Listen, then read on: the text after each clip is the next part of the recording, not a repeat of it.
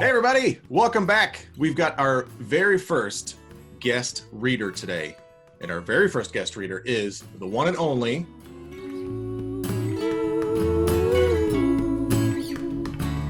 Story time with Bill. Becca Flinn-White. Hi, Becca. Hi, Bill. How are you? I'm doing very well. How are you? We're holding up over here. Yeah. Doing well. Yeah, samesies. Samesies for sure. So where am I reaching you right now? Where are you? We are in Studio City, California, in our apartment and outer space. I know about you, but let's tell our friends all about you. What's your story? So I am a director and producer and acting coach and voiceover professional and mom. So I wear a lot of different hats depending on what hour it is. I went to school with Bill and I was a theater major, which is one of the reasons I chose the book that I chose to do today. Would you like to know what book I'm going to read to your wonderful viewers? I am dying to know. What is the book? E.T. The Extra-Terrestrial? Oh, the very same. Based Wonderful. On written by Melissa Mathison, directed by Steven Spielberg, and illustrated by Kim Smith. E.T. The Extra-Terrestrial. Based on the film written by Melissa Mathison and directed by Steven Spielberg. Illustrated by Kim Smith. It was the week before Halloween. Elliot wanted to play with his brother Michael, but Michael said no. "Come on, guys," Elliot pleaded. "I can fight goblins too." "Just go get the pizza," Michael said.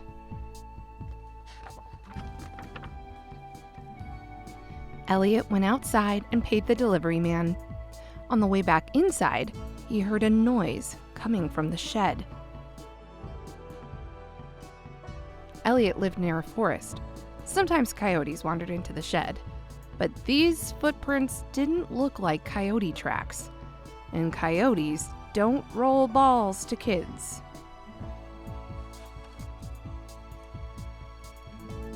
It definitely wasn't a coyote. Elliot tried to tell his family, "There's a goblin in the shed. A real goblin!" "Where's the pizza?" Michael asked. No one believed Elliot's story.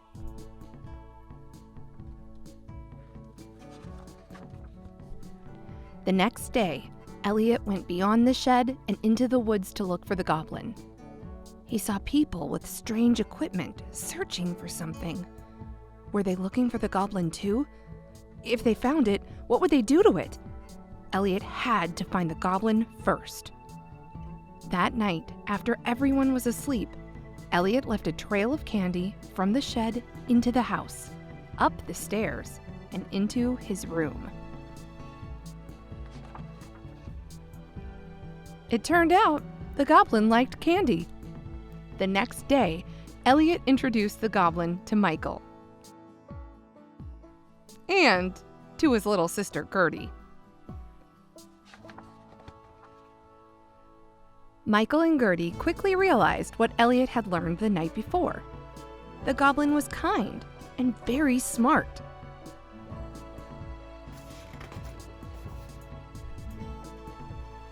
The kids were excited and curious about their new friend. He seemed too nice to be a goblin. "Maybe he's a monkey," said Michael. "I don't like his feet," said Gertie. "We are here. Home," Elliot said. "Where are you from?" The goblin pointed up at the sky. Then he used his powers and some fruits and vegetables to create a model of his solar system.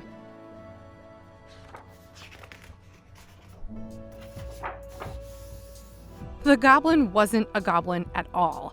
He was an extraterrestrial, an alien from another planet.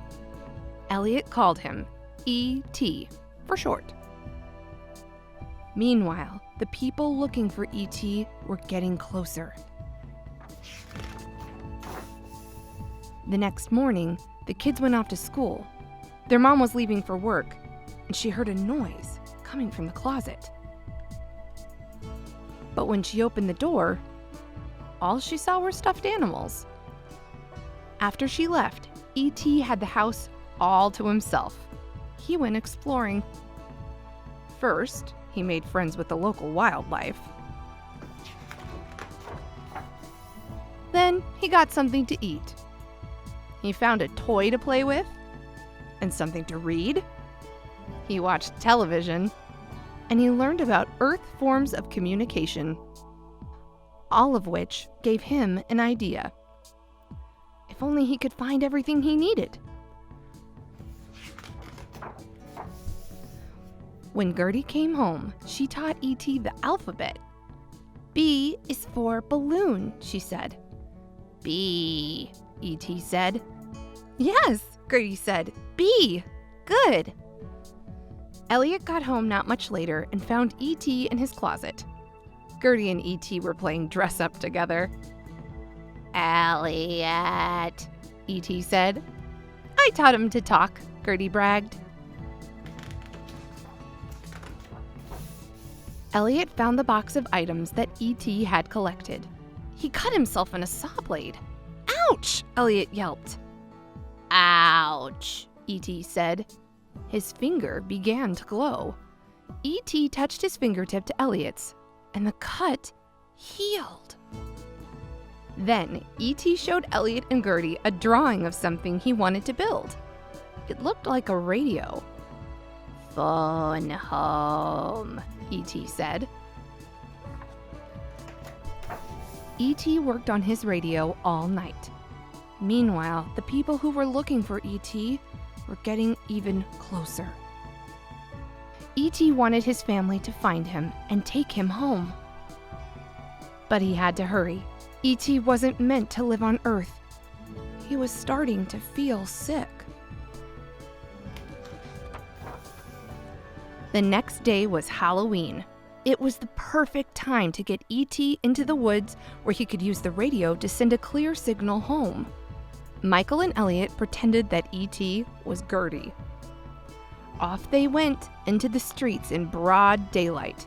No one suspected a thing. Some of the costumes made E.T. think of home. Away from the other trick-or-treaters, Elliot and E.T. got onto Elliot's bike and headed into the woods. When the ride got too bumpy, E.T. took over. Together, they rose off the ground and soared through the sky. They landed in a clearing and assembled the radio. E.T. pointed it toward the sky, and then they sat down to wait. Elliot woke up cold the next morning. He and E.T. had been in the woods all night. By the time they got home, the people who were searching for E.T. were at Elliot's house. They were scientists, and they wanted to learn about E.T. They put him in a box to bring to their lab. As Elliot was saying goodbye, E.T.'s chest started to glow. E.T. phone home, E.T. said. Does this mean they're coming? Asked Elliot. Yes, E.T. said. Elliot knew this was his last chance to help E.T. While the scientists were busy packing up their equipment, Elliot and Michael snuck E.T. out of the house. Michael's friends brought their bikes, and they all raced to the woods. The scientists chased them.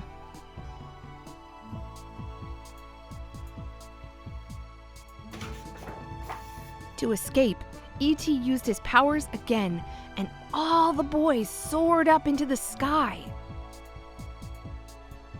When they reached the forest, a giant spaceship was landing.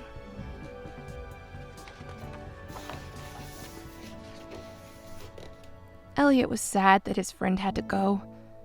E.T. was sad too. The tip of E.T.'s finger lit up, and he touched Elliot's forehead. I'll be right here, E.T. said.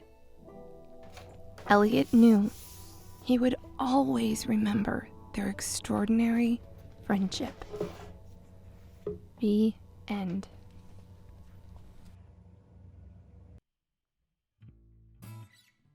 Yay, Becca!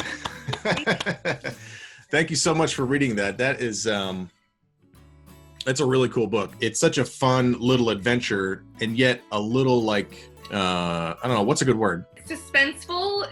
It's got a lot of emotion behind it and a lot of stakes. I think it's like you really want Elliot and E.T. to be together, and then like you don't necessarily get what you want at the end, you know, but you're like, you remember their friendship, and I think that's the message of the book is you know, the extraordinary friendship and connection that E.T. and Elliot have. And I think the illustrator did such an incredible job of capturing the magic of this movie with the, you know, kind of anamorphic lighting, and like it's dark, but like the use of light is really beautiful, and you feel like this luminescence from the light of the book, and even the spaceship is so pretty. Like, it's just such a pretty book. And I think that's why Mike likes it so much, because we were like, I don't know, this is pretty scary, but he wants E.T. every night. I mean, one of his first words was E.T. He was like, E.T.?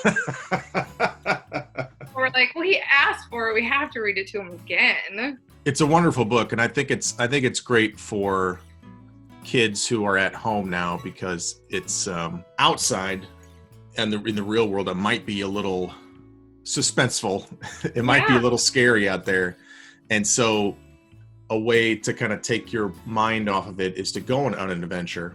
This is my like second favorite book that Flynn loves too, and it's such a fun book because it's exactly what we have to do right now.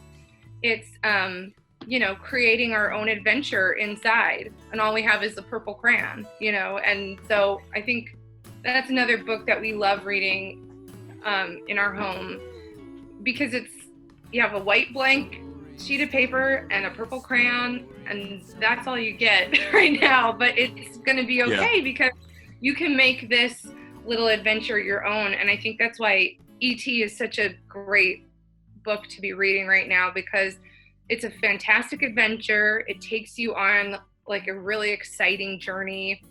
I think it helps kids to see that other people, even if they're fictional, other people are feeling the same thing, and what you're feeling is totally okay. Well, this has been so lovely. Can't wait to talk to you and the kids again. Becca, thank you very much for reading. It's such a pleasure to have somebody like you on the show. So thank you so much. And thank you to everyone who watched and listened and read with us as well. I would like to leave on a special note. Can we E.T. finger touch through the cameras? Good. Story, story, story.